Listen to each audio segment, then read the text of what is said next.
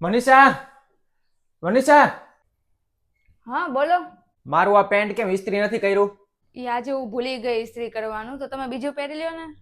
ના ના, મારે હાથ તે પહેરવું છે. તું અત્યારે ને અત્યારે મને ઇસ્ત્રી કરીને દે. અત્યારે? હા તો અત્યારે જ હોય ને, બીજે ક્યારે હોય? હજી અત્યારે તો હમણાં મેં કીધું કે અત્યારે ને અત્યારે કરીને દે. તો તને કઈ સંભળાય છે કે નથી સંભળાતું? અને આ ઘરમાં તારે રહેવું હોય ને તો જેમ હું કહું છું ને એમ જ કરવું પડશે. સારું, અત્યારે જ કરી દઉં છું.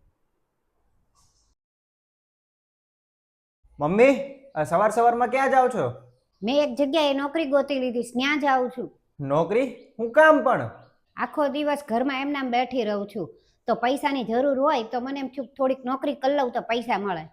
અરે પણ મમ્મી, તમને ક્યાંથી પૈસાની જરૂર પડી ગઈ? અને તમારે જરૂર હોય તો મને કહો ને, તો હું આપું પૈસા. તારે પાસેથી પૈસા લઈને મારે બે શબ્દ સાંભળવા પડે ને, એની કરતા હું મારી જાત મહેનતથી તેનો પૈસા કમાવું. અરે મમ્મી, કેવી વાત કરો છો તમે અત્યારમાં? મેં તમને ક્યારે સંભળાયું? મને નથી કીધું, પણ મનીષાને તો તે કીધું છે ને.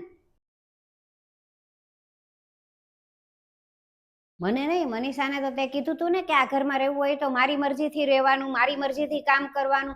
જ્યારે ઈ તો બિચારી આખા ઘરનું કામ કરે છે, તોય તે કીધું તું. અને હારવાર મારુંય બધું કામ કરે છે, મારુંય ધ્યાન રાખે છે. એના હિસાબે તો હું તો કાંઈ કરતી જ નથી, આખો દી બેહી રહું છું. એટલે જો તું એને કામ કરેશ તોય આટલું કહેશ તો હું કાંઈ નથી કરતી, તો તું તો મને એક દી ઘરની બહાર જ કાઢી મૂકીશ ને. એટલે મેં નોકરી ગોતી લીધી છે, અને નોકરીમાં જે પૈસા મળે ને દર મહિને તને આપી દઈશ. અને આજથી ઘરનું કામય બધું હું કરવાનું શરૂ કરી દઈશ.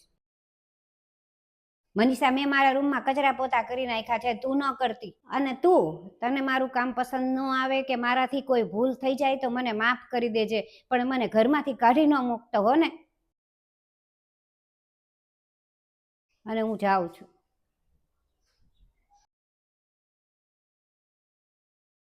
મનીષા, અહીંયા આવજો ને. હા બોલો. મને માફ કરી દેજે. અને મેં કદાચ તને જે કાંઈ કીધું એના બદલ માફી માગું છું. અને મમ્મીને કહેજે કે બીજા હવે કાલથી નોકરીએ ન જાય, અને એવું કાંઈ નોકરી કરવાની જરૂર નથી. આ તો ગુસ્સામાં આવીને મારાથી બોલાઈ ગયું હતું. મારે શું છે કે એ પેન્ટ મારે ઓફિસમાં પહેરવાનું હતું. આ બીજા હું પેન્ટ ન પહેરી શકું, ત્યાં મને સાહેબ ખીજાય ને, એટલે એ ઓલામાં મારે તને થોડુંક કહેવાય ગયું.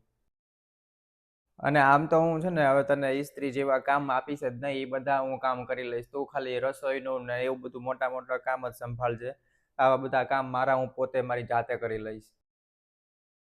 અને મને એવું હતું કે હાઉસવાઈફને શું કામ હોય એમ, પણ ના ના, પછી ખબર પડી કે ઘણા બધા કામ હોય છે. એટલે હું ઓફિસેથી આવીશ ને એટલે હું તને મેં જેમ કીધું એ મારા કામ તો હું જાતે જ કરીશ, પણ તારે કોઈ કામની જરૂર હોય ને તો એ પણ હું કરી દઈશ.